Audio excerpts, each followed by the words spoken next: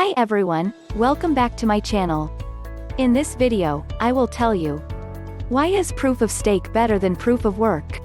So watch this video till the end.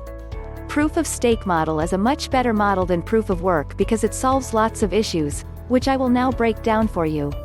Centralization proof of work blockchains give people who purchase powerful hardware devices a greater chance of winning the mining reward. What this has resulted in is centralized organizations buying thousands of devices which generate the highest mining power. This type of operation is known as a mining pool, and it allows people to pool their resources together to give them the greatest chance of solving the cryptographic sum first. Consequently, just 4 mining pools control more than 50% of the total Bitcoin mining power. This is an unfair system as it means that the average person has no chance of ever winning the mining reward. This is where proof of stake is different. This model prevents groups of people joining forces to dominate the network just to make a profit. Instead, those who contribute to the network by freezing their coins are rewarded proportionately to the amount they have invested. Electricity consumption. Some proof-of-work blockchains like Bitcoin use large amounts of electricity. This is because the cryptographic sum that miners must solve is incredibly difficult. A recent study found that the total amount of electricity required to keep the Bitcoin network functional is more than the amount used by more than 159 individual countries. Not only is this bad for the environment, but it also slows down the rate at which cryptocurrencies can increase their real-world adoption. This is because electricity bills must be paid using fiat currency. On the other hand, proof of stake does not need highly complex sums to be solved, meaning that the electricity costs to verify transactions are substantially lower. 51% attack. A 51% attack is used to describe the unfortunate event that a group or single person gains more than 50% of the total mining power. If that happened in a proof-of-work blockchain like Bitcoin, it would allow the person to make changes to a particular block.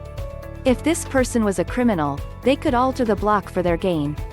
A recent example of a 51% attack happened against the Verge blockchain, which allowed the hacker to walk away with 35 million XVG coins. At the time of the attack, this amounted to a real-world value of $1.75 million.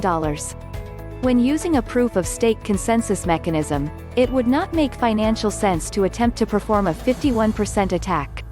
For this to be achieved, the bad actor would need to stake at least 51% of the total amount of cryptocurrency in circulation. The only way they could do this is to purchase the coins on the open market. If they decided to buy an amount this substantial, then the real-world value of the coin would increase along the way. As a result, they would end up spending significantly more than they could gain from the attack. Not only this, but once the rest of the network had realized what had happened, the bad actor would lose all of their stakes. So, now that you know the issues of proof of work and how proof of stake solves them, now I will discuss whether there are any disadvantages to using proof of stake. Disadvantages of the proof of stake model? The first concern when discussing proof of stake vs proof of work is the issue that some people have about proof of stake helping the rich get richer. This is because the more coins you can afford to buy, the more coins you can stake and earn.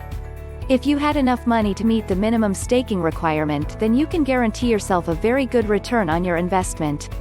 Those who have the most money will always have the best chance of winning the reward, making the rich richer. However, this is almost no different from the proof-of-work consensus mechanism, whereby wealthy miners can simply purchase thousands of ASIC devices. The second concern that some people have about proof of stake is that it allows people to verify transactions on multiple chains, which proof of work doesn't. The reason this could be an issue is that it might allow a hacker to perform a double spend attack.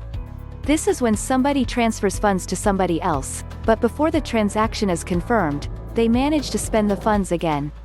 Under normal circumstances, such an attempt would be prevented when all of the other miners on the network see it. Furthermore, because proof of work only allows devices to mine on one chain, the dishonest chain would simply be rejected. On the other hand, in a proof-of-stake model, it doesn't cost forgers any money to mine on multiple chains, possibly allowing somebody to successfully perform a double spend, which is otherwise known as the nothing at stake problem. In reality, the proof-of-stake vs proof-of-work argument is something that will always divide people's opinions. However, seeing as though the original way of how to mine Ethereum is going to be changed, it's clear to see which mechanism is the most favored. So that's it for today. Thanks for watching. If you like the video, please like, share and subscribe this channel for more interesting videos.